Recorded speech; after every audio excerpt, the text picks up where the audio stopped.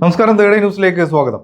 നമ്മുടെ നാട്ടിലെ സ്ത്രീധന പീഡനത്തെ തുടർന്ന് മരിക്കുന്ന നമ്മുടെ സഹോദരിമാരുടെ ഓരോ ദിവസത്തെയും കണക്കുകൾ അല്ലെങ്കിൽ തുടരെയുള്ള വാർത്തകൾ, ഇതൊക്കെ തന്നെ നമുക്കിപ്പോൾ വലിയ പുതുമയുള്ള വാർത്തയല്ല. ഞാൻ പലപ്പോഴും ആലോചിച്ചിട്ടുണ്ട്, നമ്മുടെ ദിനപത്രങ്ങളിൽ ചരമകോളങ്ങളുണ്ട് അല്ലെങ്കിൽ ചരമ പേജുണ്ട്. ഒരു പേജ് അതിനായി മാറ്റി വെച്ചിരിക്കുകയാണ്. നമ്മൾ മരിച്ച ആളുകളുടെ ഡീറ്റെയിൽസുമായി ബന്ധപ്പെട്ട വാർത്തകളാണ് അതിൽ പ്രധാനമായും വരുന്നത്. അപ്പോൾ ഇനി വരുന്ന കാലത്ത് സ്ത്രീധന പീഡന മരണങ്ങൾ എന്ന് പറഞ്ഞ് അവിടേക്ക് ഇത്തരം സഹോദരിമാരുടെ വാർത്തകൾ മാറ്റിവെക്കേണ്ട ഒരു ഗതികേടിലേക്ക് നമ്മുടെ മാധ്യമ പ്രവർത്തനം അല്ലെങ്കിൽ നമ്മുടെ ദിനപത്രങ്ങൾ മാറുമോ എന്ന് പോലും ആലോചിക്കേണ്ടിയിരിക്കുന്ന സമയത്തിലൂടെയാണ് നമ്മൾ കടന്നു പോകുന്നത്.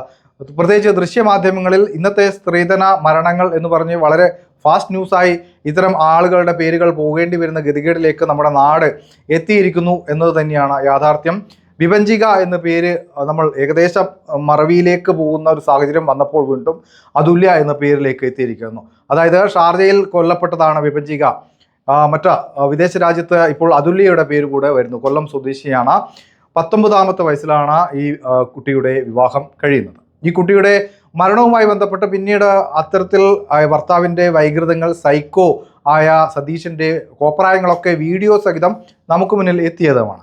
അതായത് 17-ാമത്തെ വയസ്സിലാണ് ഈ അതുല്യയെ സതീഷ് കാണുന്നത്. പിന്നീട് സതീഷിൻ്റെ മാതാവ് വിവാഹ ആലോചനയുമായി ഈ അതുല്യയുടെ പിതാവ് രാജശേഖരൻ പിള്ളയെ കാണുന്നു. കുടുംബവുമായി ബന്ധപ്പെട്ട ചർച്ചകൾ തുടരുന്നു. അങ്ങനെ 19-ാമത്തെ വയസ്സിൽ ഈ പെൺകൊച്ചിനെ സതീഷിന് കല്യാണം കഴിച്ചു കൊടുക്കുന്നു.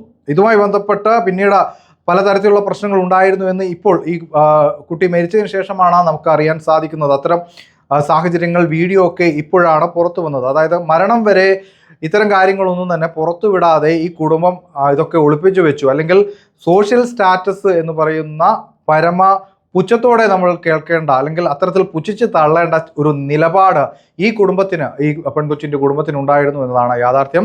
മറ്റൊന്നുമല്ല, കഴിഞ്ഞ ദിവസം രാജശേഖരൻ പിള്ള തന്നെ മാധ്യമങ്ങൾക്ക് മുന്നിൽ പറഞ്ഞ ചില കാര്യങ്ങളാണ്. അതായത് വിവാഹ നിശ്ചയത്തിന് ശേഷം ഈ സതീഷ് വളരെ സൈക്കോ ആണ്, പലതരത്തിലാണ് ഇയാളുടെ പെരുമാറ്റം എന്ന് ഈ അച്ഛന് ബോധ്യപ്പെട്ടിരുന്നു. അതായത് തന്തയ്ക്ക് അന്ന് തന്നെ മനസ്സിലായിരുന്നു ഈ ചെറുപ്പക്കാരൻ കൊള്ളില്ല എന്ന്. മാത്രമല്ല, താലി കെട്ടുന്ന സമയത്ത് പോലും, വിവാഹ ദിവസം പോലും ഈ സതീഷ് വെള്ളമടിച്ചാകെ ലെക്ക് കെട്ട നിലയിലായിരുന്നു വന്നത്. മാത്രമല്ല, അയാളുടെ സഹോദരനും നല്ലപോലെ കുടിച്ചിട്ടുണ്ടായിരുന്നുവെന്ന് ഇപ്പോഴാണ് രാജശേഖരൻ പിള്ളക്ക് പറയാനുള്ള സന്മനസ് അദ്ദേഹത്തിന് ഉണ്ടായത് എന്നാണ് യാഥാർത്ഥ്യം. അതായത് 19 വയസ്സുള്ള തൻ്റെ മകളെ ഇത്തരത്തിൽ സൈക്കോ ആയ, മദ്യപാനിയായ, കല്യാണ ദിവസം പോലും കുടിച്ചിട്ട് വന്ന ഇങ്ങനെയൊരു ആൾക്ക് കല്യാണം കഴിച്ചു, ഈ ഒരു പെങ്കൊച്ചിനെ കല്യാണം കഴിച്ചു കൊടുക്കാൻ കാട്ടിയ ആ തന്തയുടെ മനസ്സ് എന്തായാലും നമുക്ക് കാണാതിരിക്കാൻ കഴിയില്ല. ഇത്തരത്തിൽ നമ്മുടെ പെൺമക്കളെ കൊലയ്ക്ക് കൊടുക്കുന്ന ഇത്തരം തന്തമാരോട് പുച്ഛം മാത്രമേ സമൂഹത്തിന് ഉണ്ടാവൂ എന്നുകൂടി ഇത്തരം പിള്ളമാർ മനസ്സിലാക്കിയാൽ നല്ലതാണ്. നിങ്ങളുടെ മകളുടെ കല്യാണം അന്ന് മുടങ്ങിയാൽ അത് കുറച്ച് പേർ നിങ്ങളോട് ഇത്തരത്തിൽ എന്തുകൊണ്ട് മുടങ്ങി എന്നൊക്കെ ചോദിക്കുമായിരിക്കും. പക്ഷേ നിങ്ങൾക്ക് അന്ന് നല്ലൊരു തീരുമാനം എടുത്തിരുന്നെങ്കിൽ അതുല്യ എന്ന് പറയുന്ന നിങ്ങളുടെ മകൾ ഇന്ന് ജീവനോടെ ഉണ്ടാവുമായിരുന്നു എന്നാണ് അതുല്യയെ ഇതുവരെ ഈ ജീവിതത്തിൽ നേരിട്ട് കാണാൻ പോലും സാധിക്കാത്ത എനിക്ക് പോലും പറയാൻ സാധിക്കുക. അല്ലെങ്കിൽ അത്തരത്തിൽ ഇതുവരെ കണ്ടിട്ടില്ലാത്ത 100 കണക്കിന് വിസ്മയയും ഉത്തരയും അത്തരം സഹോദരിമാർ നമുക്ക് മുന്നിലുണ്ട്.